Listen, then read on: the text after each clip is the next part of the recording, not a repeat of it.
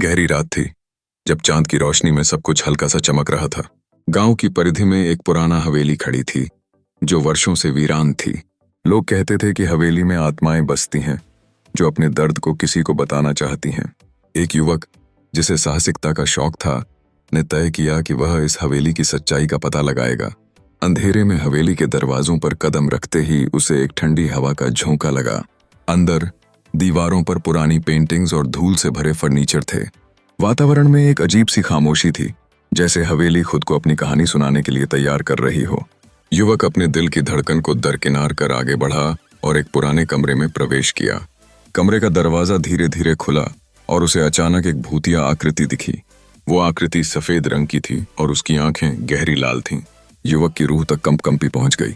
उसने पीछे मुड़ने की कोशिश की, पर दरवाजा अचानक बंद हो गया। भयभीत होकर उसने कहा, तुम कौन हो? लेकिन उस भूत ने सिर्फ एक हल्की सी मुस्कान दी। उसके बाद एक पुरानी गाथा उसकी आंखों के सामने घूमने लगी। वह आत्मा एक निर्दोष युवती की थी, जिसे उसके परिवार ने गलत फहमियों के चलते मार दिया था। वह अपनी मृत्यु के बाद भी अपने परिवार के प्रति अपनी मोहब्बत को खत्म नहीं कर पाई थी। युवक ने उसकी कहानी सुनी और उसकी आंखों में आंसू देखे। उसने महसूस किया कि आत्मा शांति की तलाश में है। उस युवक ने उसे आश्वासन दिया कि वह उसकी कहानी को सबके सामने लाएगा, ताकि वह अपनी सच्चाई को सबको बता सके। तभी अचानक हवेली की दीवारें कांपने लगीं और एक तेज ध्वनि के साथ सब कुछ शांत हो गया।